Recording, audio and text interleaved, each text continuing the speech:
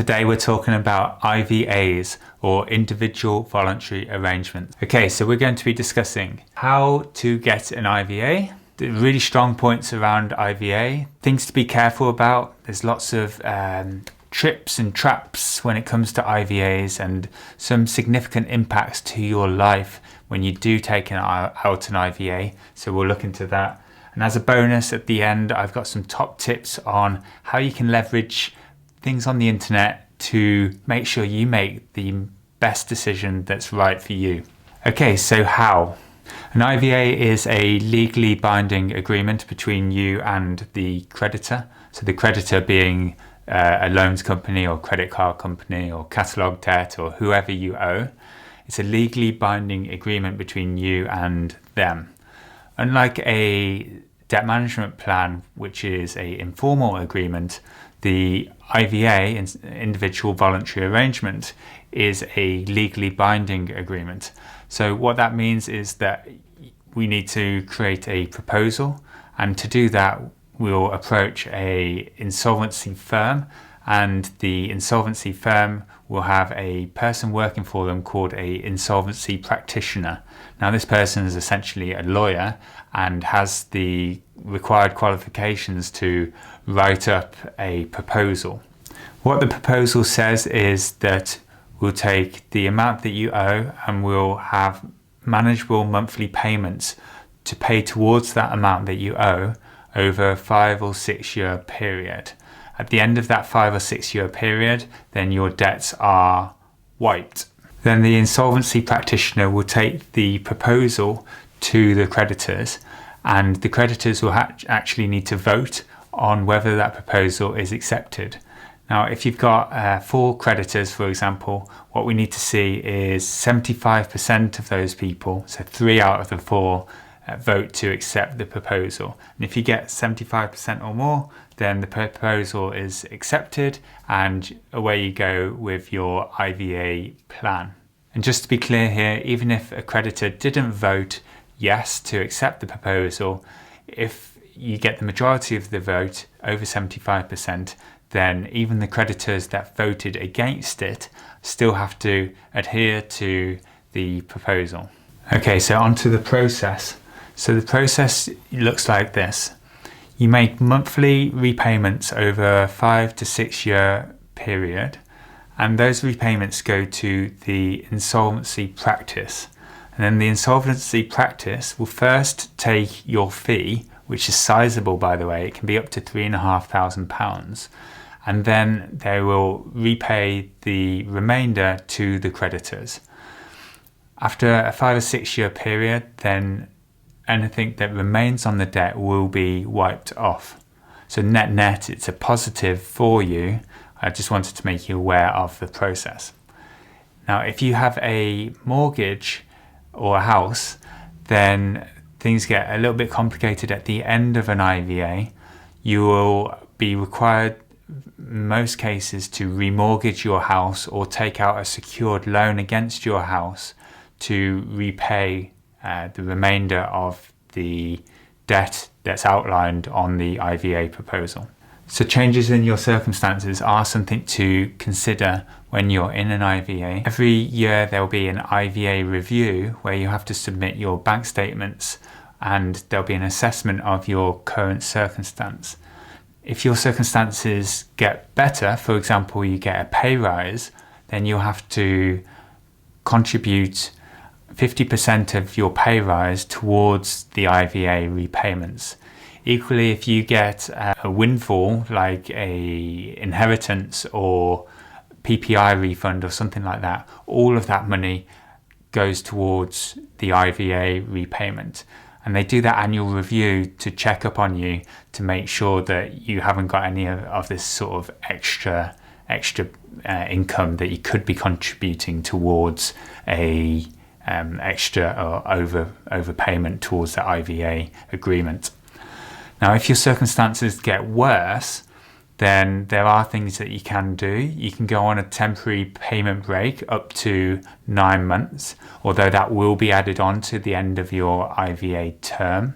And I encourage you to think about other changes that might happen in that 5 to 6 year period. Like mortgage rates might go up, so your repayments for your mortgage might get higher. What if you need a new car? Where's that money going to come from? Those types of changes, you need to think about how you're going to manage those over a 5 to 6 year period, because this is a legal agreement. You're locked in and you don't want the IVA to fail. If you're finding this video useful so far, please hit the like button. I really appreciate it. Okay, so strong points. We've been through the how, the what. Now let's look at the positives and then we'll get on to the negatives. So the strong points for IVA. There are 4 strong points with an IVA. Number 1 is that interest is frozen, so you're no longer making repayments towards interest first and then the capital. All of your repayments go directly to that capital repayment, so you're burning down your debt much faster. Secondly, and this is the big one, after 5 to 6 years, once your IVA is over, your debts are completely wiped. So you no longer have any more debts against your name, which is a huge weight off people's shoulders. And then finally, a psychological weight off people's shoulders is that you're no longer being harassed by debt collectors and creditors. They can't contact you, or they won't contact you via the phone or letters or text messages or knocks on the door. And then finally, it's a niche one, but one benefit for people in certain professions, things like lawyers or members of parliament, is that an IVA can be a good option for them because bankruptcy is not a good option. Bankruptcy for some professions mean that you can no longer work in those professions, and an IVA does not have that impact. Okay, so some things to be careful about, the cons. Let's get into these. One thing to be really careful of is if you're a homeowner and you have equity in your house. If you have a house with a mortgage, then you've repaid some of that house and you'll have some equity in that house. That means there's value out in there that can be unlocked. And what that means is at the end of an IVA is that they can force you to remortgage your house to unlock that equity to pay off the remainder of your debt. Now, it's very difficult for most people in that circumstance to remortgage their house because they will have an impact on their credit score. So one thing that the insolvency practitioner can do if you can't remortgage your house is ask you to take out a secured loan. And what a secured loan will do is say, we will borrow some money against your house.